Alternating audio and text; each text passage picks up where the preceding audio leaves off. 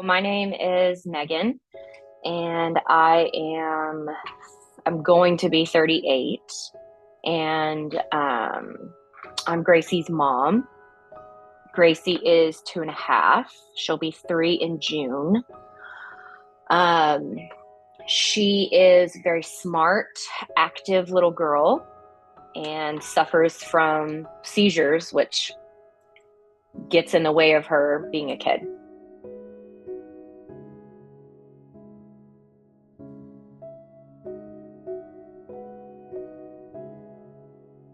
I hadn't really started her on a bunch of carbs. I think I had just given her a peanut butter and jelly sandwich before we got the green light to start the diet. And I think she had had spaghetti. Yeah, she had had spaghetti quite a few times, but it was at first, because she was so little and we were introducing foods, it was easy because she didn't know any different. Um, So, for example, when we have spaghetti, I have spaghetti squash or I'll have zucchini noodles. And I just transferred that to her. And it was normal. Her dad and her two big sisters ate regularly. So they would have regular pasta, um, sandwiches, things like that. Um, I had given her potatoes, so we had to cut those out. But for the most part, when we started, it was pretty easy because, again, we were introducing new food. So she didn't really have the knowledge or the wherewithal of most foods that she couldn't have. Cheerios were really hard to cut out. She loved Cheerios, and what little kid doesn't? Um, so we found alternatives, or we tried to. And we just discovered that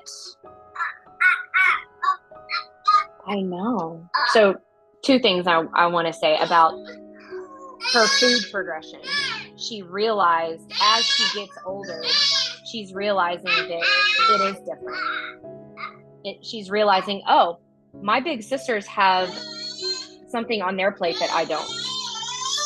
How come they get this and I don't? And so it's difficult for her.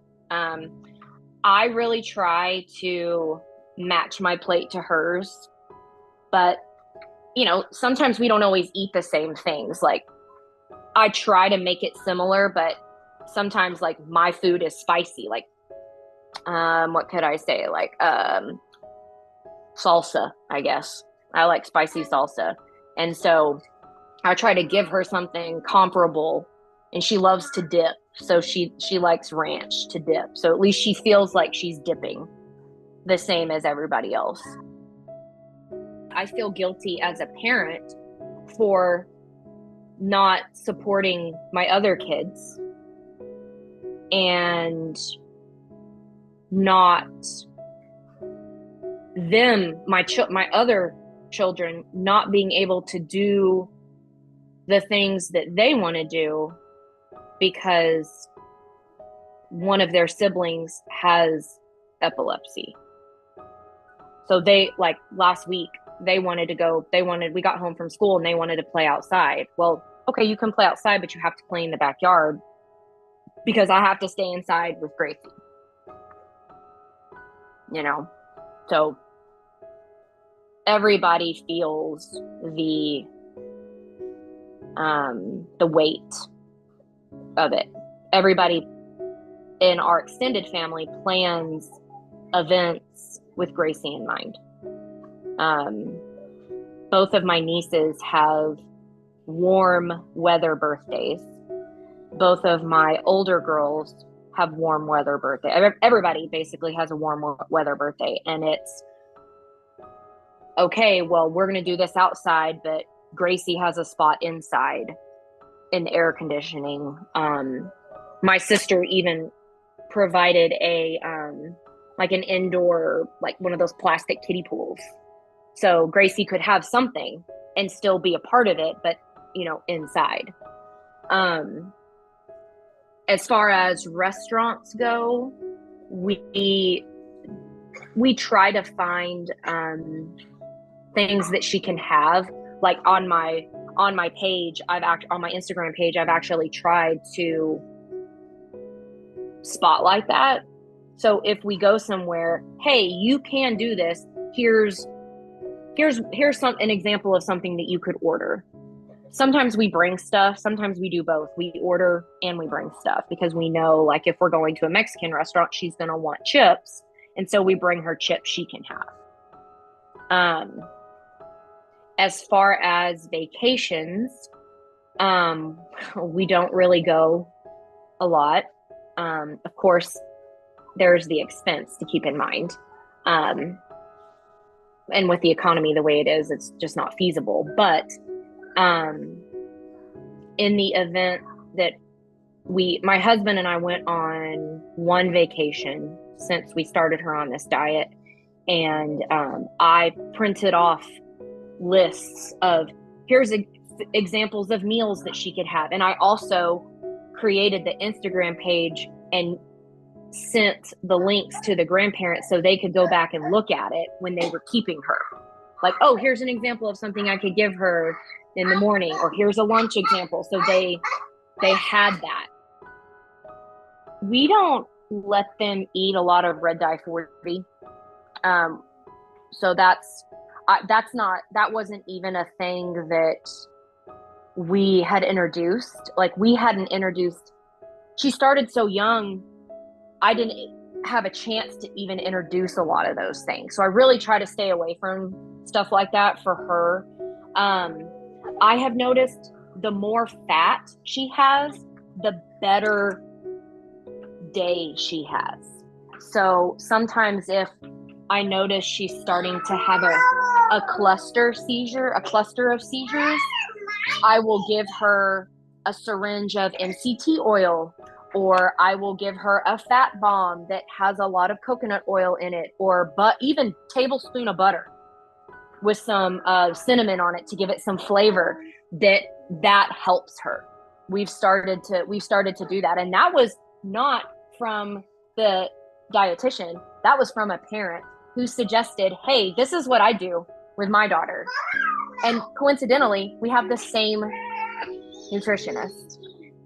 It's the same nutritionist. Yeah. So again, parents have been very helpful. Y'all's website has been helpful. The Charlie Foundation has been helpful. I don't know what I would do if I didn't have those. So I don't have time. I need something that's at my fingertips that makes this as easy as possible, at least for getting started, you know? And I didn't want to do it wrong. Because I knew that if she got out of ketosis or had too many carbs, that she could go into shock and have a seizure. So it was very scary for me to start because I didn't want to mess it up, and I wanted to do it right for her. Like, if we're going to do this, let's do it the right way. Let's not just, halfway do it. So I found the CHOP cookbook to be amazing. Their recipes on the Charlie Foundation, y'all's recipes. Like a do's and don'ts food list, because again, an apple is a fruit. It has a lot of carbs in it. And, when we first started, her carb daily limit was 28 grams. And I mean, you could totally blow that out of the water with one snack. So spend some time educating yourself, whether that's your own education, you doing your own research, or looking through examples or paperwork that you've been given.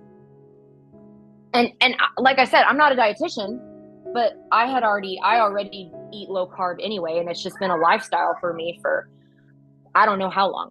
I just do it. It's something that I do now.